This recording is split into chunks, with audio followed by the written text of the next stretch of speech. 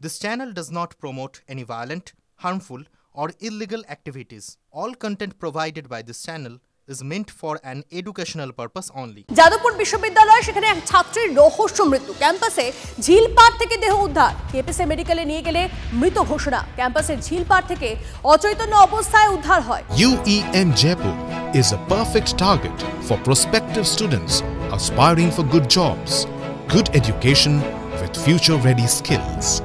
সাংস্কৃতিক অনুষ্ঠান চলছিল এবং অদূরে ঝিলে পড়ে যায় বলে খবর পাওয়া যাচ্ছে। সুমন আমাদের প্রতিনিধি আমাদের সঙ্গে রয়েছে, সরাসরি সুমনের সঙ্গে কথা বলবো। সুমন, এখন অবধি কি জানা যাচ্ছে, মানে তার সঙ্গে যারা ছিল, তার যারা বন্ধু বান্ধব রয়েছে, তাদেরকে জিজ্ঞাসাবাদে কোনো সূত্র পাওয়া যাচ্ছে কি?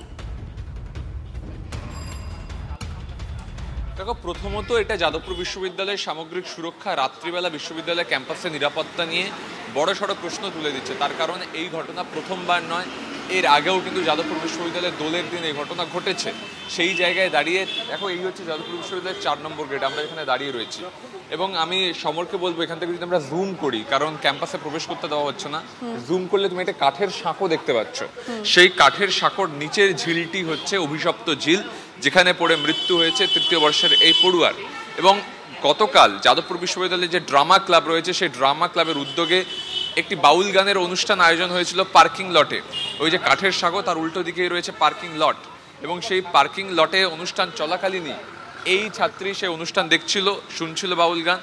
তৎক্ষণাৎ সে কিন্তু শৌচালয়ে যেতে চায়, এবং শৌচালয়ে যাওয়ার সময় কিন্তু শৌচালয়টি একেবারে এই ঝিল লাগোয়া, সেখানে কিন্তু সে পড়ে যায়। অনেকেই দাবি করছেন যে ছাত্রীটি মদ্যপ অবস্থায় ছিল এবং মদের ঠেক চলছিল, আসর চলছিল, কিন্তু এখনো প্রাথমিক ময়না তদন্তের রিপোর্ট না এলে তা বলা যাবে না। কিন্তু এই যে কাঠের সাঁকোর নিচের যে ঝিল দেখতে পাচ্ছ, যা কার্যত শ্যাওলায় ভর্তি হয়ে রয়েছে, এটা কিন্তু কয়েক বছর আগেই নতুন করে গভীর করে খনন করা হয়েছে। সে কারণেই কিন্তু এই ছাত্রী পড়ে যাওয়ার পরে সে চিৎকার করলেও, যেহেতু লাউড স্পিকার বাজছিল বাউল গানের অনুষ্ঠানের জন্য, তাই কিন্তু কোনোভাবে সেই চিৎকার তার বন্ধুদের কাছে পৌঁছয়নি। অতঃপর প্রায় 10 মিনিট জলে ভাসার পরে তাকে নিয়ে আসা হয়। নিয়ে এসে প্রাথমিক চিকিৎসা করার পর কেপিসি হাসপাতালে নিয়ে গেলে চিকিৎসকরা তাকে মৃত বলে ঘোষণা করেন। বেশ কিছু প্রশ্ন উঠে যাচ্ছে, তার কারণ যেহেতু বাউল গানের অনুষ্ঠান চলছিল, তাই ক্যাম্পাসের সব বড় লাইট তা কিন্তু নিভিয়ে রাখা হয়েছিল, পর্যাপ্ত আলো ছিল না। সিসিটিভি রয়েছে বটে, কিন্তু সেই সিসিটিভির যে কভারেজ তা কিন্তু ক্যাম্পাসের ভেতরের দিকে নয়, বাইরের দিকেই সবটা। এই জায়গায় দাঁড়িয়ে যাদবপুর বিশ্ববিদ্যালয়ের ক্যাম্পাসের নিরাপত্তা, শৃঙ্খলা এবং রাতের ক্যাম্পাসের পরিস্থিতি নিয়ে আবারও বড়সড় প্রশ্ন উঠল। একদম তাই, তুমি আমাদের সঙ্গে থাকো সুমন। একাধিক প্রশ্ন উঠছে। কেপিসি মেডিকেলে নিয়ে যাওয়া হয় ওই ছাত্রীকে এবং তারপরে তার মৃত্যু হয় বলে খবর পাওয়া যাচ্ছে। ক্যাম্পাসের ঝিলপাড় থেকে অচৈতন্য অবস্থায় উদ্ধার হয় ছাত্রীর দেহ।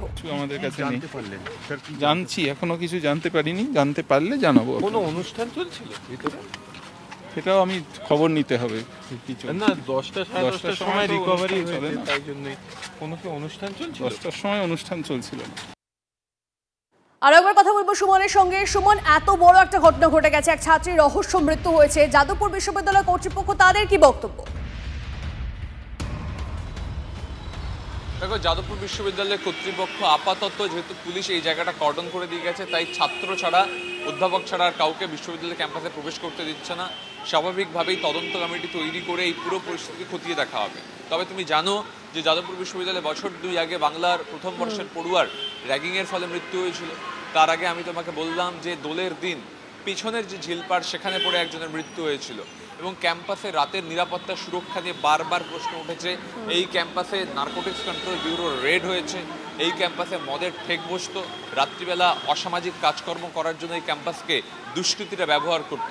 ছাত্রছাত্রীরাও তার বিরোধিতা করেছে। কিন্তু এবার যেটা দেখা যাচ্ছে যে অনুষ্ঠান চলছিল পার্কিং লটে। আমি আরও একবার ছবিটা দেখাবো তোমাকে। এই যে যেখান দিয়ে তুমি দেখতে পাচ্ছ 4 নম্বর গেটের রাস্তা আসছে, আমরা যদি সোজা এগোই, এই ক্যামেরা যেদিকে মুখ করে আছে, তাহলে বাঁ দিকে পড়বে পার্কিং লট, এবং তার উল্টো দিকে যে কাঠের সাঁকো তুমি দেখতে পাচ্ছ ব্রিজ, ঝিলের ওপরে।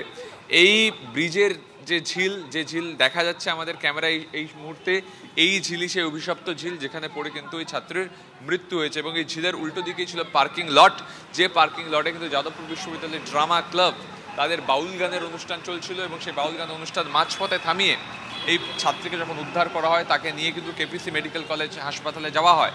কিন্তু ততক্ষণে যাওয়া হওয়ার হয়ে গিয়েছে।